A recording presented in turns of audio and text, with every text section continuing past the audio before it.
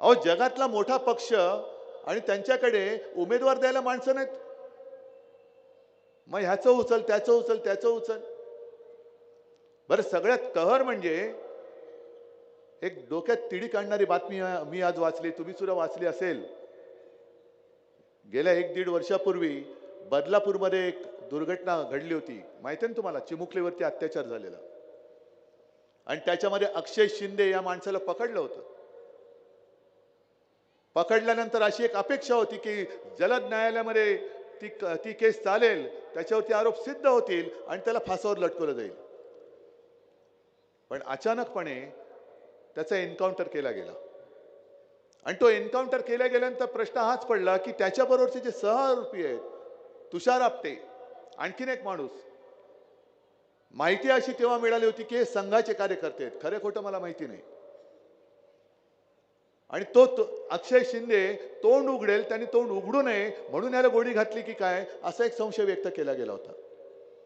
मग पुढे तुषार आपटेंचं काय झालं काहीच कळलं नाही. अटक झाली नाही झाली काहीच माहिती नाही. पण आज अचानक अशी बातमी आली की बदलापूरमध्ये भाजपने तिकडे चांगले नगरसेवक निवडून आले. म्हणजे तिकडे मिंदेचा सफाया केला आणि तुषार आपटे या विकृताला स्वीकृत नगरसेवक केला.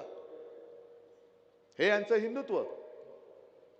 आम्हाला हिंदुत्व शिकवत आहे. मुलीवरती अत्याचार करणारा सहआरोपी तो केवळ तुमचं त्यांनी नगरसेवक निवडून आणण्यात मदत केली हे वरती तोंड करून सांगतायत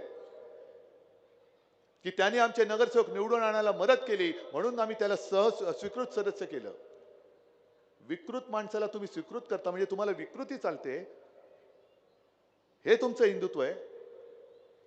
मी मुख्यमंत्री असताना आणखीन एक दुर्घटना घडली होती पालघरमध्ये, आठवतं ना तुम्हाला?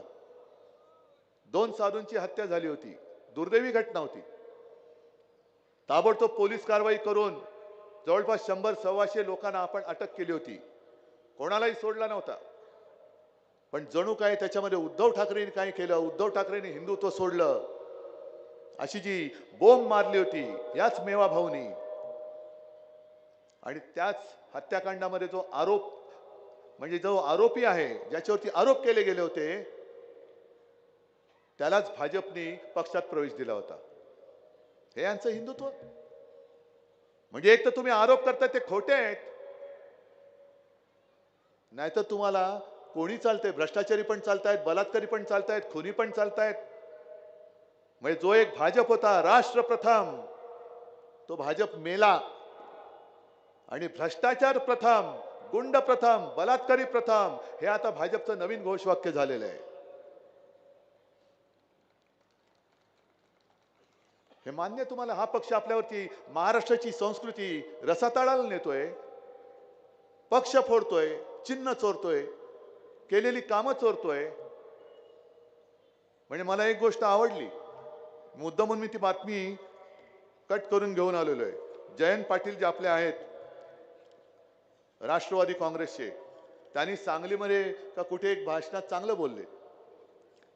कारण झालंय की आता भाजपचे जे काही निष्ठावंत म्हणून शिल्लक राहिलेत त्यांची अवस्था फार वाईट आहे. भाजपमध्ये फार वाईट आहे. म्हणजे जे सगळे माखलेले लोक आहेत कशा कशाने त्यांना भाजपात घेतलं जातंय. त्यांना आंघोळ घालायचं काम निष्ठावंतांना करावं लागतंय. सगळं त्यांचं धुवून पुसून साफ करायचं आणि डोक्यावर घेऊन मिरवायचं, हे निष्ठावंतांचं काम राहिले. म्हणजे निष्ठावंतांच्या खांद्यावर उपऱ्यांचे ओझे. तो पिंजरा पिक्चर होता ना, त्याच्यात कोणाच्या खांद्यावर कोणाचे ओझे.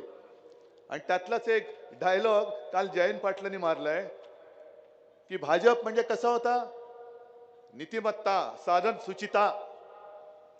2014 साली यांच्या मोठमोठ्या जाहिराती होत्या, कुठे नेऊन ठेवलाय महाराष्ट्र माझा, आहे ना, आठवतंय का? आता त्यांनाच विचारा, कुठे नेऊन ठेवलाय महाराष्ट्र माझा. कारण आम्ही तुमच्या सोबत होतो हिंदुत्वासाठी, पण आजचं तुमचं हे थोतांड आहे हे आम्हाला मान्य नाहीये. आणि तुम्ही तुमचं जे एक वेगळेपण होतं ते वेगळेपण तुम्ही गमावलंय.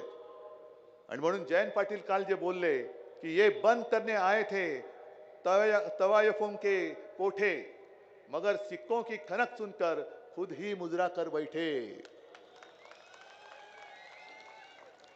म्हणजे कोठे बंद करायला आलेले पण नाण्यांचा खणखणाट ऐकला आणि स्वतःच मुजरा करायला लागले. जाऊ तिथे खाऊ. आणि आंबारस तुम्ही आज जे भाषण केले, तुम्ही जे भाषण केले ते भाषण केल्यानंतर जरा मेवा भाऊकडे कोणाला तरी पाठवा 1000 रुपये आणायला, 2000 रुपये आणायला. कारण त्यांनी मला आव्हान दिले की उद्धव ठाकरेंनी विकासावर बोलून दाखवावं. मग आंबारस जे काय बोलले ते विकासाचं नाही बोलले तर कसलं बोलले. आणि या ज्या काही गोष्टी त्यांनी सांगितल्या त्याच्यामध्ये पाण्याचं तर संपूर्ण वाट त्यांनी लावले. जी पाणी योजना आम्ही आणली होती ही विकासाची होती की नव्हती. गुंठेवारीचा प्रश्न आपण सोडवला, हा विकासाचा होता की नव्हता.